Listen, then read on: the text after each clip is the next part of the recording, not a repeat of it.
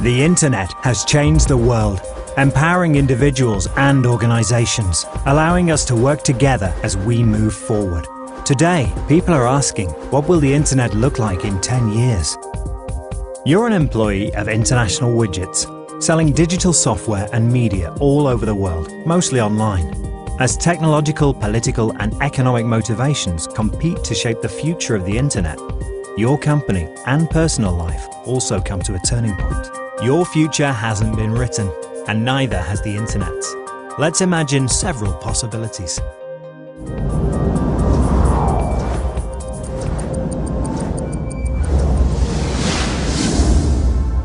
Here you are, 10 years from now. We're showing you what life with the internet could be like in one possible future. What we call the porous gardens scenario. For you, the internet is fun, but your business and wallet both rely on it. That's why you've just bought a shiny new Smart Gadget notepad online. You love Smart Gadget because its Smart Store has countless apps that do just about everything.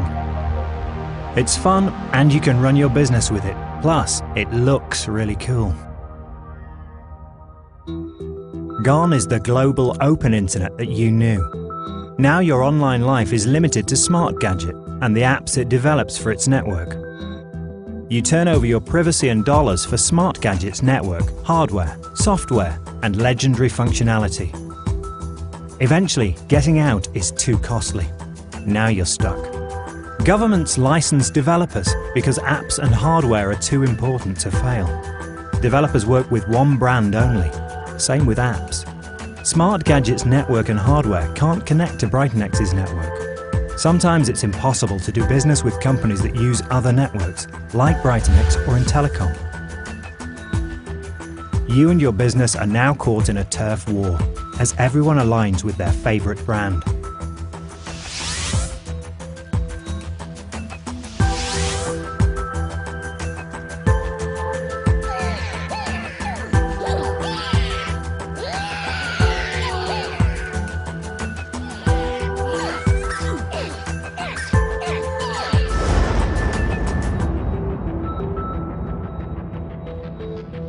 You are committed to your platform, and you live and die by its success. But this isn't the only possible future. Here you are in another future scenario. Here you are in 10 years. You've taken a promotion to be the media manager for International Widgets Pacific operations, providing local news content to viewers outside your region. Not only does this mean more responsibility, it means moving to a new place. Everything's going well until the internet we know and love changes into something we call the moats and drawbridges scenario. Networks become centralized, nationalized, regulated, and controlled. The global open internet is replaced by many separate, not very well connected collections of networks, each walled off and closely monitored. Your business can't reach its audiences because large corporations lean on governments to create policies that restrict access to non-national content and allow for cultural censorship. Even worse, persisting fears about cybersecurity make distributors unwilling to connect to your network. But it's not just your company that's cut off. You are too. Not only can you not show off your work to friends back home, you can't access any of your favorite websites. With the internet controlled by the corporations, you're forced to cut a deal that sells the exclusive distribution rights for your content to the biggest media distributor servicing other regions. They don't buy your platform, and they don't understand the cultural differences. All they know is the bottom line, what sells and what doesn't. You're trapped, at work and at home, locked in a virtual castle. While you're struggling to find a way to survive, the distributors in other regions flood your content back into your market. Now approved, because the content is hosted on corporate servers. The newsmakers you once worked with are now forced to deal with the large corporations, making them lose creative control, while also letting the corporations decide who watches what, where, and for how much. Eventually you give up and move home, hoping there's still a place for you in the company there.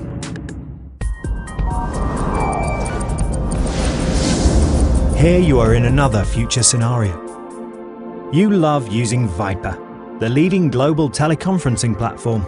Not only do you use it every day to connect to clients all over the world, you like that it lets you keep in contact with your family and friends.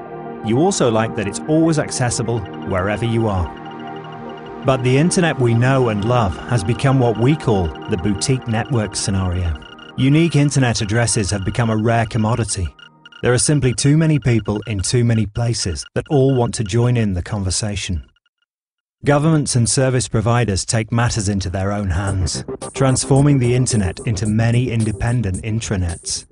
The intranets are regional, and they only cater to certain services. They also allow providers to implement complex payment schemes. As the internet dies, everyone is forced to move to the intranets. Suddenly, Viper stops working. The lack of regulation and consistent technology used by the intranets makes it impossible to adapt. The intranets are so fractured that there's no chance for a global communication platform. At work, you feel like you've gone back in time. Speaking face-to-face has become too expensive in a world where intranets define their own rules and prices. You feel it at home too. A few years ago, you used Viper to debut your firstborn to your parents on the other side of the world. Now you're not sure when you'll be able to see them again. Your contact list becomes a sad record of people you can't reach. The intranets that do provide a teleconferencing service do so at exaggerated prices and with limited reach.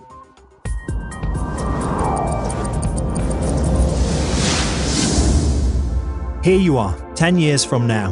You work for International Widgets Worldwide News, providing users with apps for receiving news on their mobile devices and the content to go with it. But the internet we know and love is about to change. We're showing you what we call the common pool scenario. Just as today, no one knows for sure where the internet's heading, but everyone has their own vision for it. Industry experts are busy building serious models for serious business. Meanwhile, amateurs are playing amidst the chaos, discovering critical issues and finding innovative ways of solving them. Eventually, the world turns to these users, creating open-source, collaborative, and freely available fixes. Adopting these solutions births a new internet, one founded on the principles that drove the original net's success: collaboration, competition, and evolution. But a new internet means you need a new business model. After putting their faith in other users, people aren't willing to hand over their hard-earned money to corporate content providers. That's when you get an idea. Let the users report the news. Since your audience receives its content on mobile devices like Smart Gadget Notepad, you figure that's the place to start for a new platform. You partner with Viper, a global teleconferencing platform that's already successfully using real-time, high-definition video to connect users through their notepads. Together, you create a global news system, allowing users to report to other users about whatever interests them the most. You survive because you realize that users don't want media made by experts. They want something that will help them sort through all that great amateur content. That's why you let your users tell you what they like. Then you give them a constant flow of video streams, from big news to small news, and everything in between.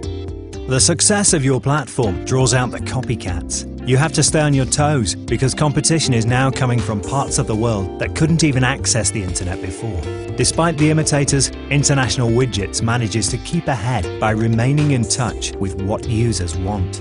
That's why you open up the platform's code. The first user-created extension to catch on lets people add annotations and comments to the video streams in real time. The second lets you attach a Viper-based chat room to any feed, letting users and reporters talk as the news is happening. These innovations don't just make your platform better, they attract new users with new ideas.